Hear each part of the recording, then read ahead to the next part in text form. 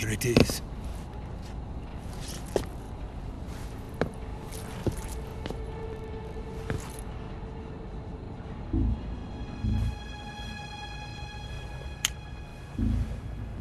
You can count on me. What about the philosopher's legacy? I don't know anything about that. What are you? Are you trying to kill me? What's the matter? I know nothing, I swear it. No one but the Colonel knows of the legacy. I see. No, don't! Oh!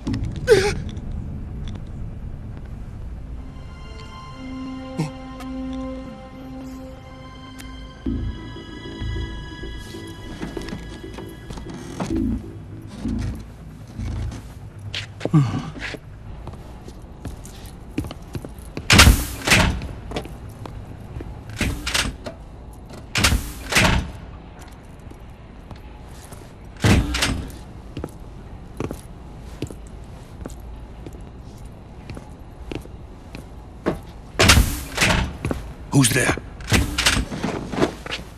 You're the man from the CIA. What are you doing here? I told you before, didn't I? I'm going to get you out of here. A man of honor, just like your commander. But I'm afraid you're too late. Too late? Don't tell me. The Shagohods. Exactly. The final preparations for Phase 2 are complete. Sokolov, what exactly is Phase 2? To put it in technical terms, it's a composite range extension system for medium-range ballistic missiles.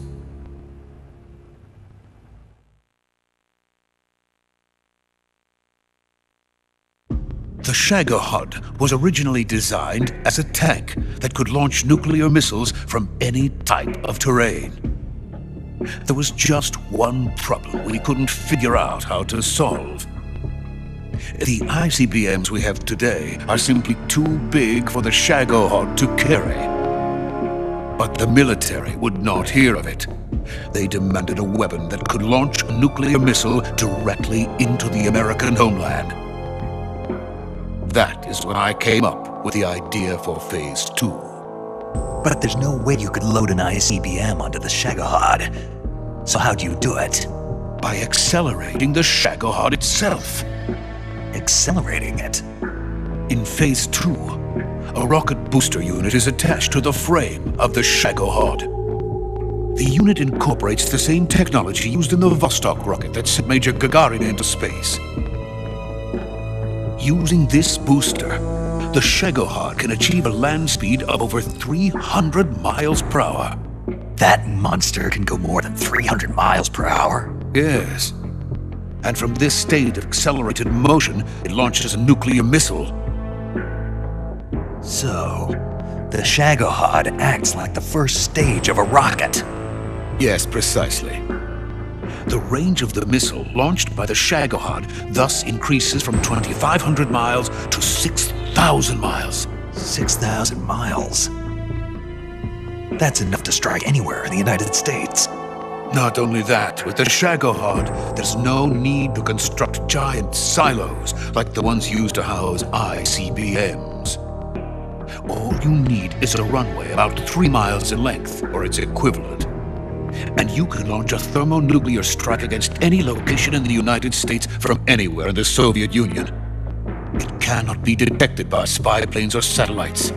It's a mobile fortress, capable of deploying in secret and launching its payload at any time. A weapon from hell.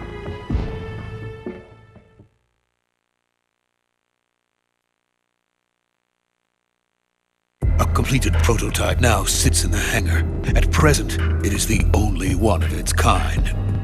But Volgin is planning to mass produce them based on that prototype. And deploy them all over the Soviet Union. Yes, and that's not the end of it. He's going to ship them to Eastern Europe, to Asia, to all the countries of the Eastern Bloc. Even worse, he intends to use the Shagohod as bait to foment armed uprisings among dictators, ethnic insurgents, and revolutionary groups throughout the Third World. His funds are nearly limitless.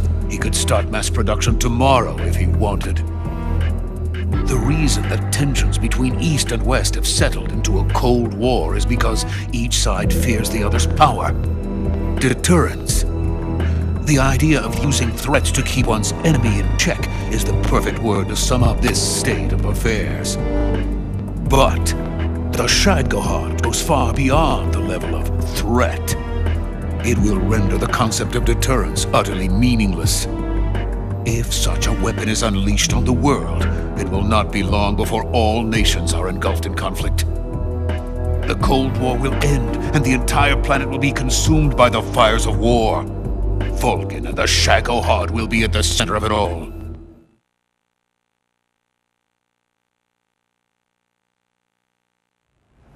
So you see, it's already too late. No, it's not too late. What do you mean? We've still got a chance. All we have to do is destroy the prototype and the whole facility before they can mass produce it. But just tell me what I need to do to destroy this place. all right.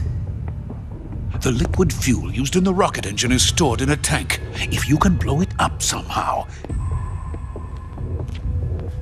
some C3 ought to be enough to blow the entire hangar to smithereens. C3? You mean that cutting-edge plastic explosive? It could be molded into any shape. The bomb of the future. Where can I get it? There was some in the armory here, but it's gone now. It was stolen by a female spy who was here a minute ago. Eva? No, that's not her name. Her name is Tatiana. She made her way in here by becoming Volgin's lover. I thought she was your lover.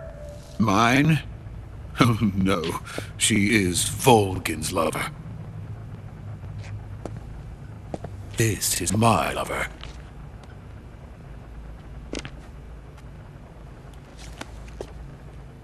Who are they? My wife and daughter. They're in America.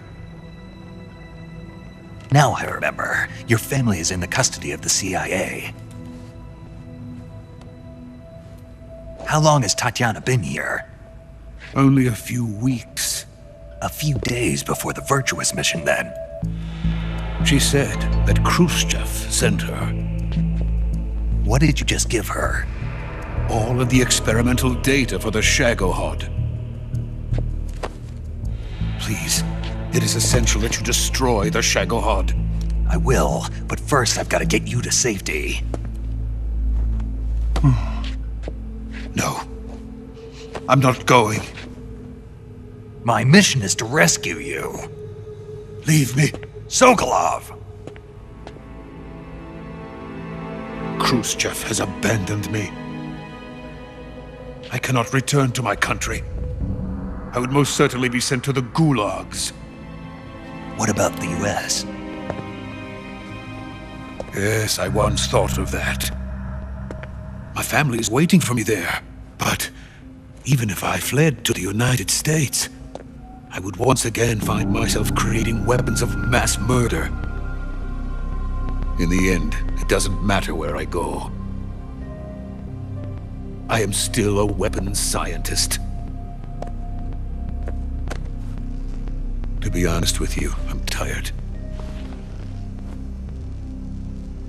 Every day I help create things that should never be used, things that should never have existed in the first place. Every day, without sleep. Without a word of praise from others. And my creations do not even benefit mankind. They are merely the tools of politicians. All I wanted to do was build space rockets. But it was not to be. The space race between America and Russia became the prey of politicians. The space race and the arms race are one and the same. Missiles, rockets, what's the difference? Scientists are always being used. Please, watch over my family.